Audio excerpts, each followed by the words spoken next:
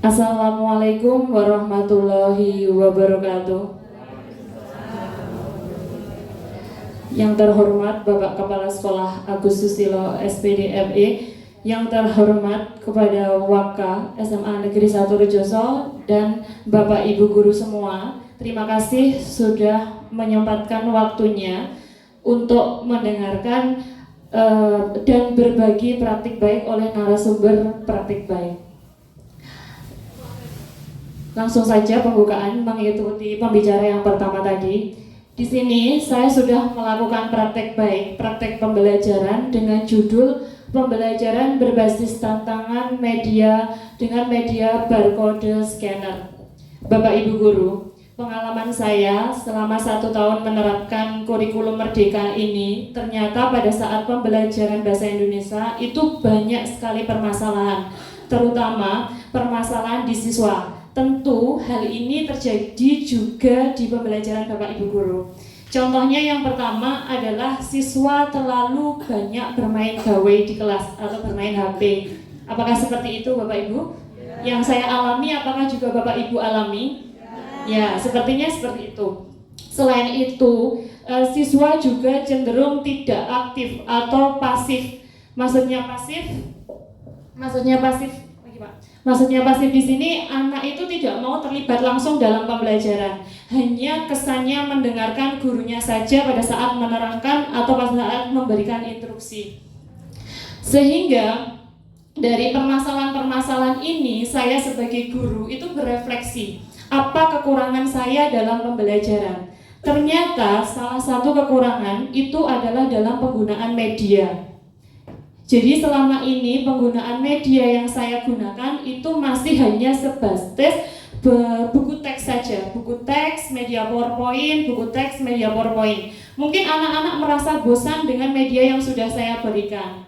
Makanya dari itu, dari refleksi hasil refleksi, saya mencoba mengaplikasikan media yang sekarang lagi booming-boomingnya. Apa-apa menggunakan barcode scanner. Bapak Ibu sudah pernah mengetahui barcode scanner? Ya, menycan. Kalau dulu waktu zaman COVID, kita itu mau masuk ke layanan publik harus men-scan ya barcode. Apapun semua barcode. Sehingga sekarang itu juga pembelian apapun transaksi juga bisa menggunakan QR scanner melalui mobile banking. Semua sekarang menggunakan media seperti itu. Saya belajar bagaimana menggunakan media barcode scanner itu pada pembelajaran. Selanjutnya dalam permasalahan itu tantangannya. Jadi selama saya melakukan praktek baik itu, tantangannya yang pertama adalah ternyata memang sebagian besar siswa itu memakai gawai, tapi ada beberapa siswa yang gawainya itu tidak mendukung untuk aplikasi barcode scanner. Selain itu, yang kedua tantangannya, karena pembelajaran saya ini nanti berada di pembelajaran di luar kelas, maka tantangannya adalah di sekolah ini ternyata belum tersedia tempat yang untuk pembelajaran di luar kelas yang terkesannya luas sehingga siswa bisa belajar lebih nyaman. Ini yang pertama, alat dan bahannya yang kita butuhkan, yang saya butuhkan pertama adalah barcode scanner. Barcode scanner ini bisa di-download Bapak Ibu di Google Store-nya masing-masing. Kemudian dari barcode scanner kita siapkan dulu materi. Ini yang materi yang saya gunakan adalah materi biografi, itu materi kelas 10 di semester 1 kemarin, ini biografi. Jadi materinya itu sudah saya susun. Pertama ada 3 materi yang saya berikan, saya susun, saya masukkan ke barcode scanner. Saya masukkan ke linknya barcode scanner. Kemudian dari barcode scanner itu nanti saya print. Jadi materi tidak dikemas lagi dalam bentuk PowerPoint, bentuk apa, kita kemas dalam bentuk barcode. Jadi anak-anak penasaran, itu materinya sebenarnya apa, kok hanya barcode yang diberikan. Sehingga muncullah rasa ingin tahu siswa bagaimana caranya agar barcode itu bisa ditampilkan dalam bentuk materi yang akan diselesaikan siswa. Maksudnya pembelajaran berbasis tantangan ini, dari barcode itu saya tempelkan pada setiap posnya. Jadi anak-anak itu seperti bermain gitu Bapak Ibu. Jadi seperti bermain tantangan. Jadi yang ada tiga pos. Jadi pos pertama, ada barcode pertama itu anak-anak menyelesaikan dalam merangkum materi. Jadi sudah saya berikan materi di dalam barcode scanner, anak-anak menyeken. Setelah selesai, anak-anak nanti akan tertantang untuk menuju pos selanjutnya dalam menyelesaikan tantangan ini.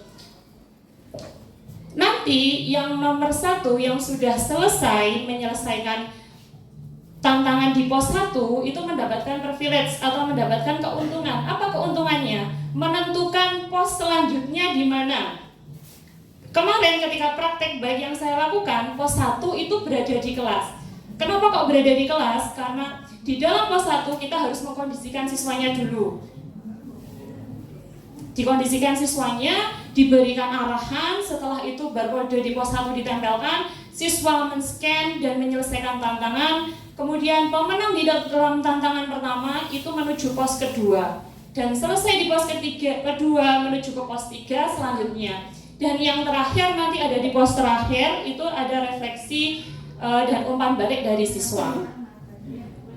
Ini langkah-langkahnya Bapak Ibu yang sudah saya ceritakan tadi, mulai dari kita menyiapkan media pembelajaran barcode-nya, kemudian kita print dan kita aplikasikan ke dalam pembelajaran di kelas. Tidak hanya bahasa Indonesia Bapak Ibu, media ini bisa digunakan untuk materi apapun, dengan media apapun dan dengan bentuk metode pembelajaran apapun. Metode pembelajarannya kenapa saya berpilih dengan berbasis tantangan? Karena saya inginkan adalah pembelajaran di luar kelas. Karena permasalahan tadi berangkat anak yang ngantuk di dalam kelas, hanya bermain gawai, akhirnya saya berinisiatif bagaimana anak itu aktif terlibat secara langsung dalam pembelajaran. Jadi tidak hanya duduk, bergerak secara motoriknya juga.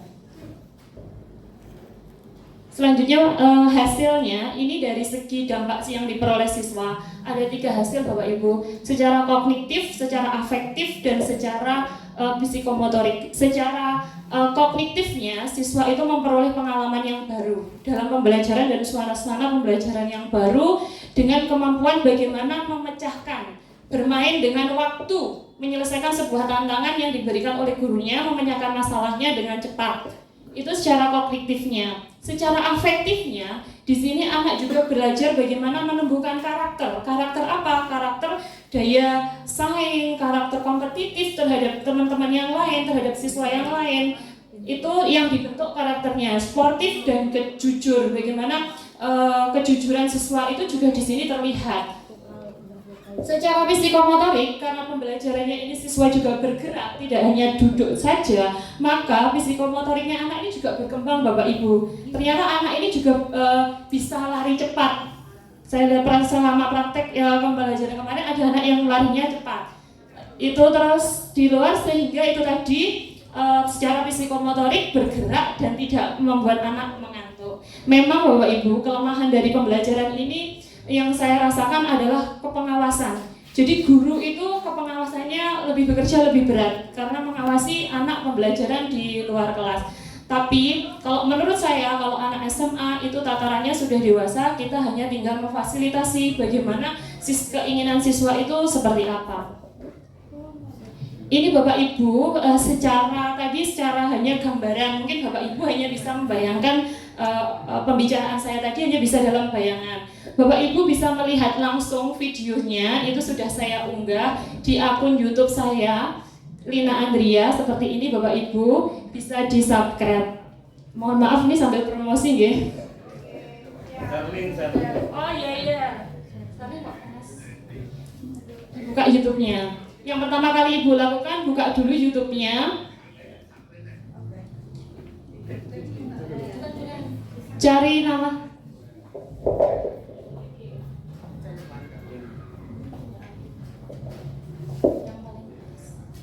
Ini Bapak Ibu yang videonya yang sudah saya buat praktek baiknya.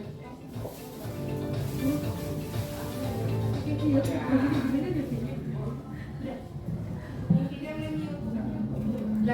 ini Bapak Ibu, permasalahan pertama ini siswa banyak bermain gawai ternyata yang di belakang ketika kita mengajar.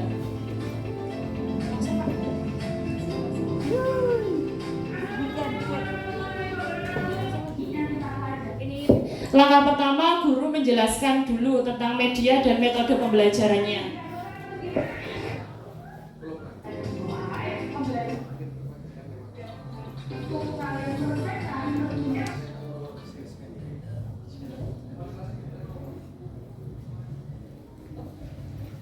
Ini Bapak Ibu, jadi barcode materi yang sudah saya siapkan, saya tampilkan di barcode, kemudian barcode ditempelkan, ini anak-anak mengerjakan merangkum. Kemudian anak yang mendapatkan tadi yang paling cepat langsung menentukan pos selanjutnya. Ini pos kedua berada di masjid, halaman masjid.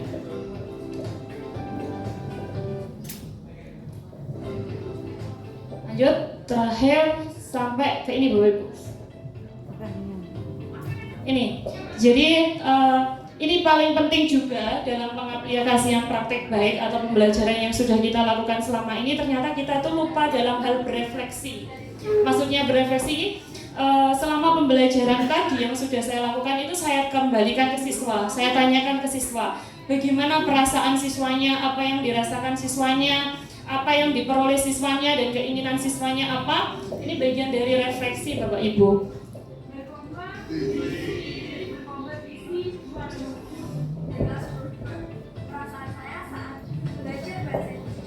Sudah Bapak Ibu, terima kasih. Ada pertanyaan?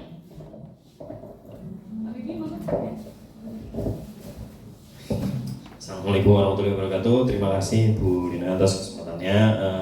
Saya sangat terkesan mengenai yang telah disampaikan tadi menurut barcode-nya. Mungkin permasalahan yang ingin saya tanyakan adalah yang pertama tentu ya seperti masalah yang teknis tadi ya Bu ya. Ini adalah pembelajaran yang sangat menarik, cuman apabila ini nantinya akan diimplementasikan di seluruh kelas maka akan terjadi chaos karena ketabrakannya itu dia. Bagaimana, mungkin itu saja sih yang ingin saya tanyakan.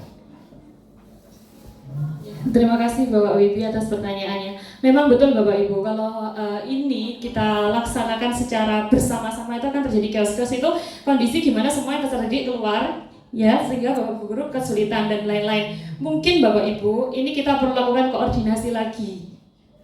Koordinasinya bagaimana? Kita masih punya NGMPS, jadi kita koordinasi dengan guru sama mapel. Kapan kita gunakan metode ini, pada waktu materi apa, pada waktu hari apa dan tanggal berapa kita schedule. Jadi kita tahu selama pembelajaran dalam satu semester kita sudah memiliki media dan metode yang kita gunakan sehingga nanti menghindari terjadinya chaos tersebut Bapak.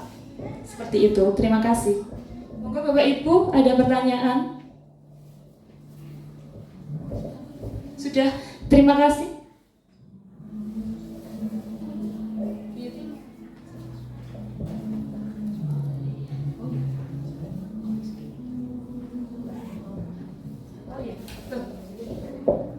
Sebentar Bapak Ibu.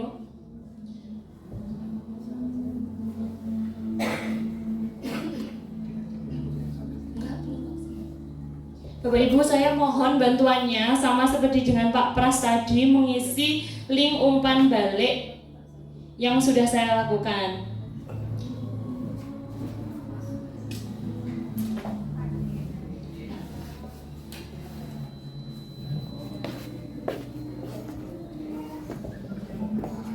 Terima kasih Bapak Ibu atas perhatiannya. Saya mohon maaf karena saya di sini juga masih belajar. Saya butuh ilmu dari Bapak Ibu juga, saran, masukan, kritik. Terima kasih. Wassalamualaikum warahmatullahi wabarakatuh. Ini juga menginspirasi bagi kita untuk pembelajaran kita di tahun berikutnya. Bapak Ibu, di sini sangat menarik karena menginspirasi kita supaya anak-anak itu tidak ngantuk pada saat terutama jam-jam rawan, yaitu jam-jam siang setelah sholat duhur. Itu bisa digunakan agar anak-anak memang benar-benar aktif. Kemudian Bapak